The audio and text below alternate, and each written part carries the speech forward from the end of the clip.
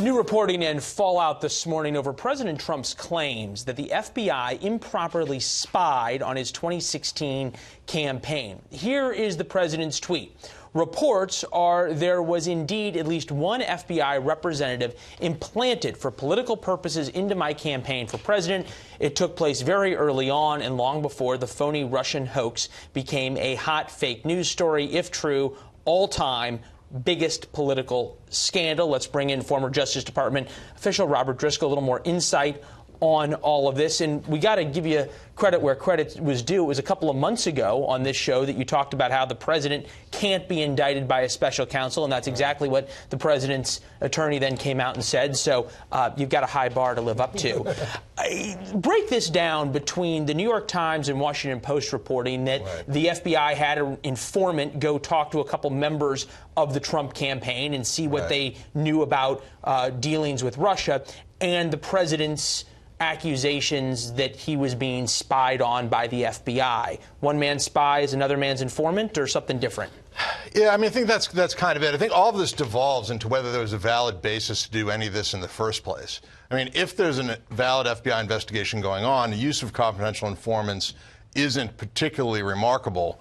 But if there's not a valid investigation going on, then this could be nefarious. And I found the when you say valid investigation, you mean did the FBI have a valid reason to begin looking at these campaign? It was Papadopoulos and Carter Page and others, whether indeed they were talking to the Russians or weren't they, or whether the FBI had been ordered, say, by DOJ or by President Obama. Right, exactly. And there's some weasel words in the New York Times article I saw where they mentioned whoever was leaking to the New York Times that this type of witness might be used even prior to the opening of an informal investigation or by intelligence agencies other than the FBI. Both of those would be very concerning if, for example, the CIA or the NSA had somebody talking to people in the Trump campaign. But again, if there was a validly open, investigation with a valid basis, it wouldn't necessarily be the worst thing in the world. You listen to the president's supporters, it's almost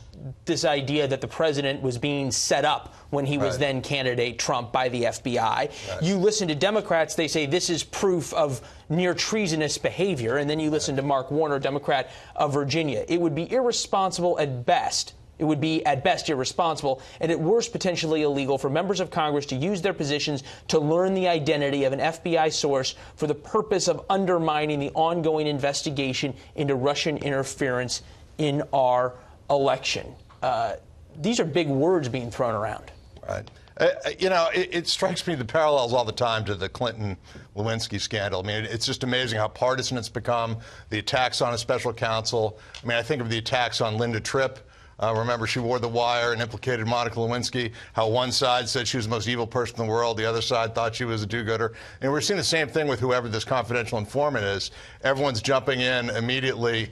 Is someone a rat or is somebody somehow doing truth, God's justice work? In the American way gets lost along the way. Right, and because impeachment's the only remedy, devolution to a completely partisan food fight is in the president's interest because he can't be convicted of impeachment with a number of Republicans in the Senate. Real quickly, though, before we go, on this issue of Giuliani who's saying that the president can't be indicted, does this make it more likely that the president sits down with Robert Mueller? We know from Giuliani and John Roberts' reporting that he is going to start being prepped for a sit-down. That doesn't mean it actually happens.